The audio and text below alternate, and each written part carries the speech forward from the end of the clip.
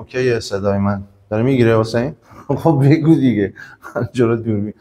خب سلام دوستای گلم، امیدوارم حالتون خوب باشه. با من رامین بابایی شما قراره در این صفحه با اسنوکر کامل آشنا بشید. پس با من اسنوکری شو.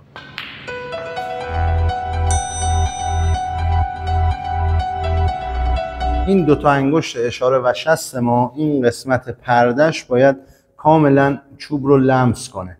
ما یه حلقه با این دوتا شکل میدیم و بقیه انگشت‌ها خیلی ساده میاد دور چوب قرار میگیره.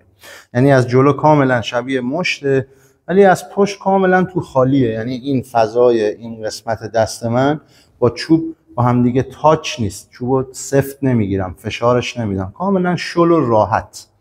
حالا نکته مهم اینه چوب رو به عقب میکشم، ببین دست من به چه صورت در میاد. انگشتای دست من کاملا با ساعد من تو یک راستا قرار میگیره و فضایی که نیازه رو من به چوب میدم.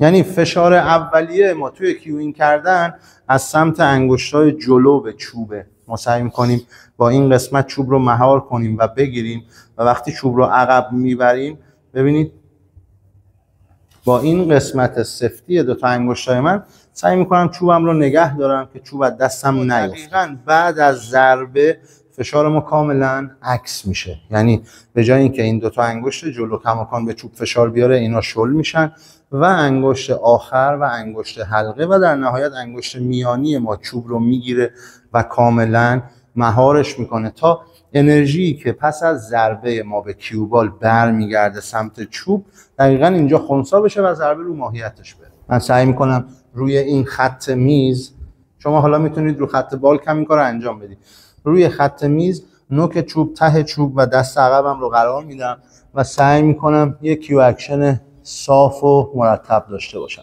نکته مهم انگشتای دست منه، گریپ منه.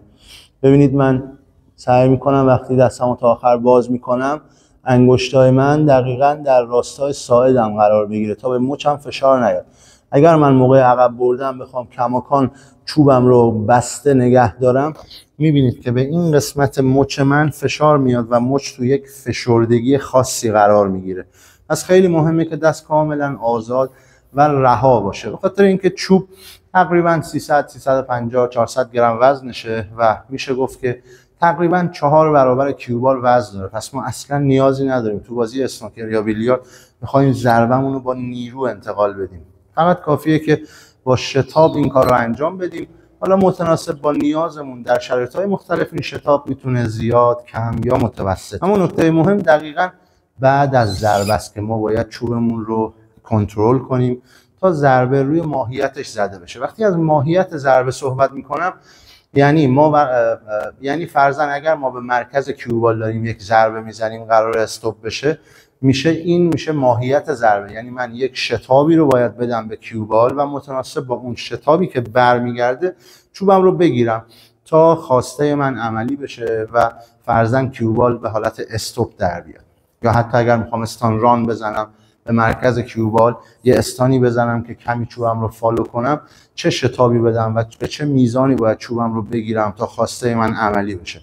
اگر این اتفاق ریز در ظاهر بهش دقت نشه، بچه توی بازی خیلی شده که دیدید قطعا اومدید دفعه زیر بکشید کیوبالتون مثلا استاپ شده، یا اومدید استاپ بزنید کیوبالتون حرکت کرده به سمت جلو. حالا فارغ از این که ممکنه در اثر بد بودن ضربه این اتفاق بیفته، بد کانتکت به وجود بیاد روی کیوبال، ولی نکته خیلی مهمش استفاده نادرست از گریپه و در نهایت بعد ضربه است که شما چوبتون رو خوب مهار نکردید. یه نکته دیگه توی گرفتن گریپ و کیو اکشن کردن اینه که من فرض میکنم اینجا کیوبال منه و میام یه وجب بزرگ فاصله میگیرم، مثلا 20 سانت به اندازه یک کف دست. حالا من باید چوبم رو بچسبونم دقیقاً به کیوبال و برگردم به دست عقبم نگاه کنم. این فضای خیلی مهمیه. یعنی شما نباید دستتون جلوتر باشه یا فرضاً دستتون عقبتر از حالت عادی باشه. پس شما وقتی چوبتون رو به کیوبال چسبوندین و فاصله مناسب پل دستتون تا کیوبال رو پیدا کردید، باید دست عقبتون وقتی نوک چوب تقریبا نزدیک به کیو باله باید 90 درجه باشه، یعنی آرنج و مچتون در یک خط صاف قرار بگیره. این نکته خیلی مهمه.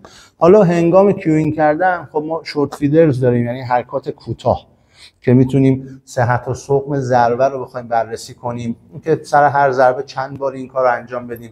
حالا من بعضا میشنوم که میگن حتما باید 3 بار این کار انجام بشه. نه، اینطوری نیست. ما بازیکنایی داشتیم که توی مسابقات یا سر ضربه‌های حساس مثلا 6 7 بار شاید 10 بار کیو اکشن کردن.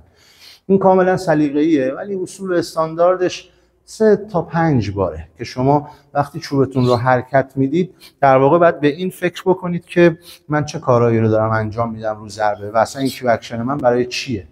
ما اول میایم میچسبیم به کیو بال و سعی میکنیم نوک چوب و ته چوبمون رو بررسی کنیم، لاین ضربه رو بررسی کنیم. هرچند این اتفاق باید از بالا بیفته، ولی بعضی بازیکن‌ها بعضا مثل سلوی وقتی روی ضربه میان دیدیم اون پایین کمی خودشون رو تکون میدن و لاین دقیقشون رو پیدا میکنن. خب من میام میچسبونم به کیو بال، حالا سعی میکنم کیوینگم رو انجام بدم، یعنی شتاب متناسب با ضربه‌ای که میخوام بدم رو اینجا باید اعمال کنم. اینجوری نیست که من اگر میخوام یک ضربه آروم بزنم میخوام کیو اکشنم رو بلند انجام بدم. این غلطه. پس شما باید سعی کنید کیوینگتون حداقل متناسب با ضربتون باشه. وقتی من این کار رو انجام میدم باعث میشه یک شخصیتی به ضربه بدم و کمی متمرکزتر کارم رو انجام بدم. اما نکته مهم هنگام دلیوری کردن و زدن اینه که شما وقتی بک سوینگتون رو انجام میدین، چوب از یه حدی به بعد وقتی به سمت عقب میره دیگه تقریبا از اون محور افقی خارج میشه و به سمت بالا میره. نکته بسیار مهمیه که شما وقتی میخواید چوب کشیتون رو انجام بدید نباید در آخر ضربتون چوبتون بره بالا و از بالا بخواید انتقال نیرو داشته باشید. این از بالا ضربه زدن به کیوبال باعث میشه اون نیرو تو کسری از ثانیه از چوب به کیوبال وارد بشه و دوباره برگرده. برای همین کیوبالتون کیک میشه و بعضا میپره و ضربتون ضربه خوبی در نمیاد. به خاطر همین باید سعی کنید موقع بک سوینگ آخر حتما چوبتون رو افقی انجام بدید و این کار رو میتونید با کشیدن دست به سمت عقب و آوردن مچ کمی به سمت پایین این کار رو انجام بدید. فکر کنید که ما میخوایم با دستامون شرق و غرب رو نشون بدیم، حالا میخوایم جنوب شرقی و جنوب غربی رو نشون بدیم، یعنی این دست ما باید به این صورت باز و بسته بشه. یعنی وقتی من چوبم رو گرفتم میخوام ضربه آخر رو بزنم باید به سمت عقب و اینجا تقریبا به سمت پایین و چوبم کاملا افقی باید به کیوبال ضربه بزنه. قبل از ضربه آرنج من از کتفم بالاتره، ولی بعد از ضربه آرنج و کتف وقتی توی یه خط قرار میگیره نوک چوب رو هم اگر ببینید کاملا مماس با میز قرار میگیره. ببینید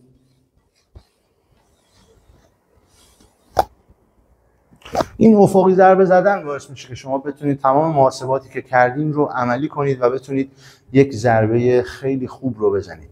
اما رابطه مستقیم فاصله پل دست ما با گریپ هم تو ضربه بسیار مهمه. اگر ما بخوایم یک ضربه آرومی به کیوبال بزنیم نیاز نیست که حتما خیلی بخوایم پل دستمون رو از عقب بگیریم.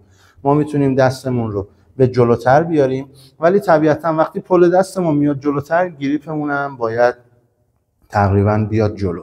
و اگر بخوایم یک ضربه با پاور بالا بزنیم، با شتاب بالا بزنیم، اگر پل دستمون میاد عقب قطعا باید گریپمون هم بره به سمت عقب.